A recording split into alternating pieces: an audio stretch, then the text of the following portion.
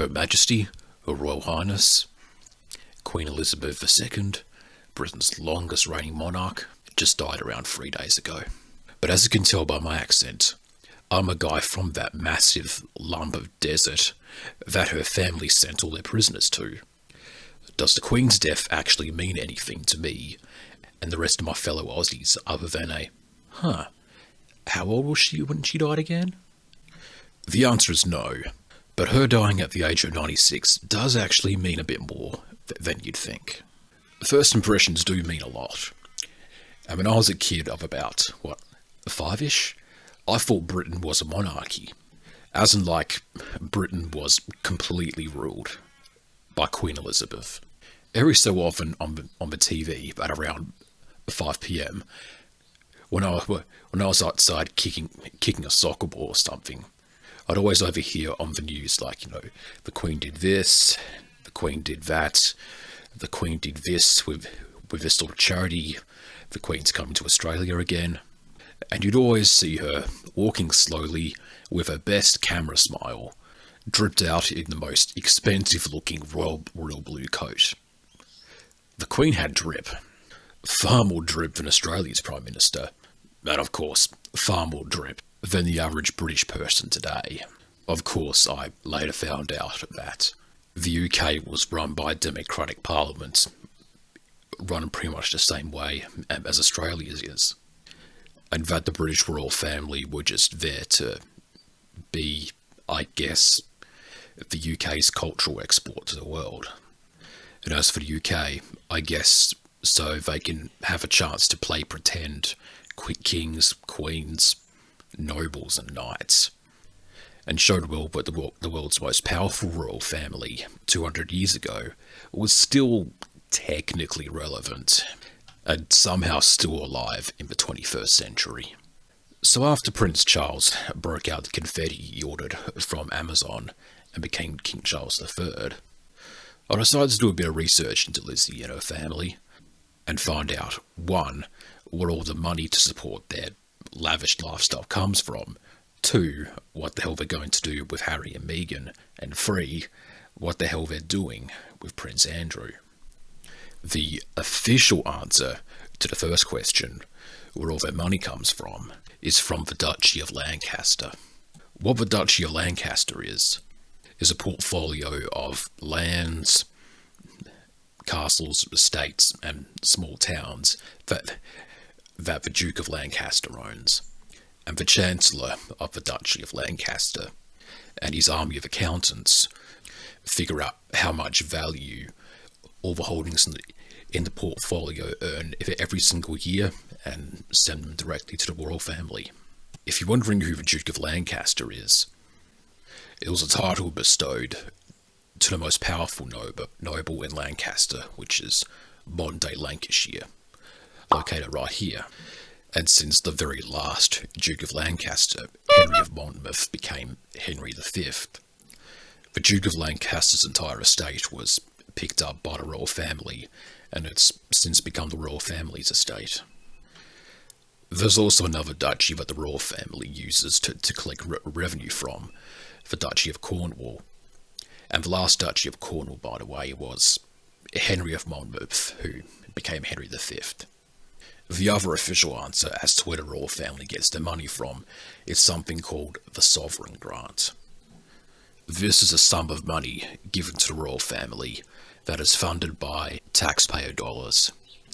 Unless you're a regular reader of all the tabloids lining the supermarket shelves, I'd imagine you feel a bit cheated out of your money.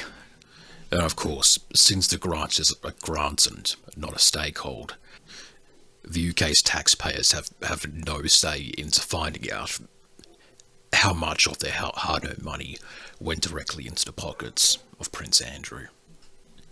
But before I get to a noble prince, I'm just going to talk about Harry and Meghan for a bit. So obviously there was a bit of a falling out between Harry and Meghan and the rest of the royal family. Now why? I don't know, and I don't care to find out. This is getting into tabloid territory. I don't give a shit about the personal lives of others. I don't like getting involved in drama for the sake of drama. As cynical as I've been in this video, I don't like feeding off negativity. So I'm just going to take an uneducated guess as to why Harry and Meghan quit being prince and princess of basically the whole of the UK. And my guess is it may have had something to do with an old favourite pastime of the royal family, both in the present, the past, and most definitely in the future. Racism. For all I know, the royal family pretty much invented racism. The royal family are very proud of their heritage. Of course old Lizzy said something fucked at least twice during dinner time. She didn't even allow any ethnic minorities of any kind to serve any kind of clerical role in the royal family until at least the late 1960s. So the Queen did eventually shrug her shoulders and say that yes, okay, ethnic minorities can serve in the royal family. But I'm guessing she also said that they can't have an ethnic minority for a wife. And probably not for a secret lover either. Old Lizzy's secret lover? Doesn't matter, because at least the other guy was white. And it's not like Prince Harry was like a known troublemaker or anything. I mean, he was. But you know who else was a bit of a troublemaker for the Queen? Heading into a seamless segue into my next and last topic, the Honourable Duke of York himself, Prince Andrew. Can you imagine how awkward his phone call to his mum must have been? You know, when the photos of him and Epstein got leaked. Good morning, my dear mother. Can you please pay for my pedo bills? It's not like he just saw Epstein as a fellow rich man and philanthropist extraordinaire. He got convicted of underage prostitution in 2008. And here he is, like, 10 years later, out in public being all chummy with Epstein. It does kind of strike me as odd why Prince Andrew, a man of such, you know, royal prestige and access to who knows how many secret groups, chose Epstein, the world's most obvious and open child sex trafficker, for all his pedo needs. Either he's lazy, or perhaps finding a secret pedophile organisation is a little bit harder than one might think. But of course, when the Queen was on her deathbed, he of course had to come and fly in, along with Harry and Meghan, to see his mum for one last time.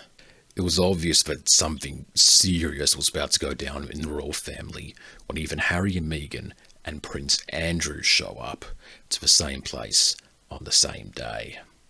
And of course, things became more serious about Lizzy's health when the BBC suspended all programming for around 6 hours until all the kids had come back from school and everybody came back from work to then announce at least something. If you think that Harry and Meghan might not have had the most warmest of welcomes when coming back to the UK, Prince Andrew didn't exactly receive a full military honour when he flew back from Pedo Island in the US to the UK. During the Queen's funeral, this happened.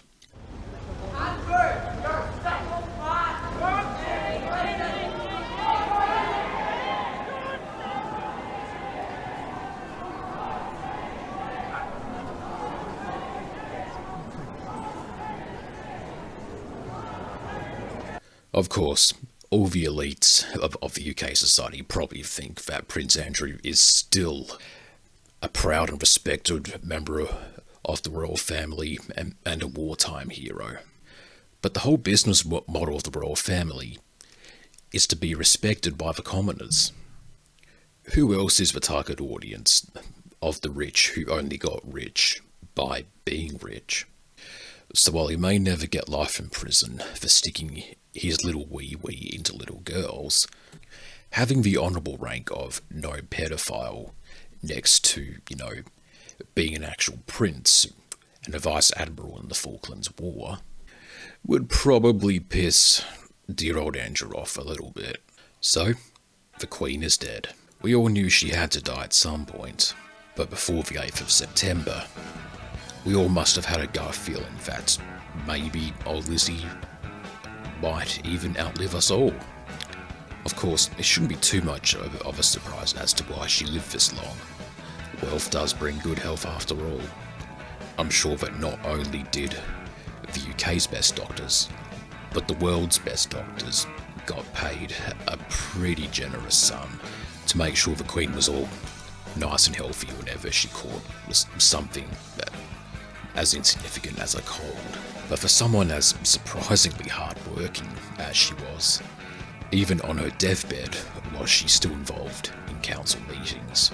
96 years is far past the average life expectancy, and for all the racism and the pedo lawyers for hire dealings that she constantly had to deal with, she'll be rightfully remembered for turning up to literally every single charity event in history, and for her drip, for being in the morally bankrupt business of being a modern day monarch. Lizzy actually did a damn fine job of being queen. Like a real damn fine job. And now that Charles is on the throne, everyone's actually gonna miss her.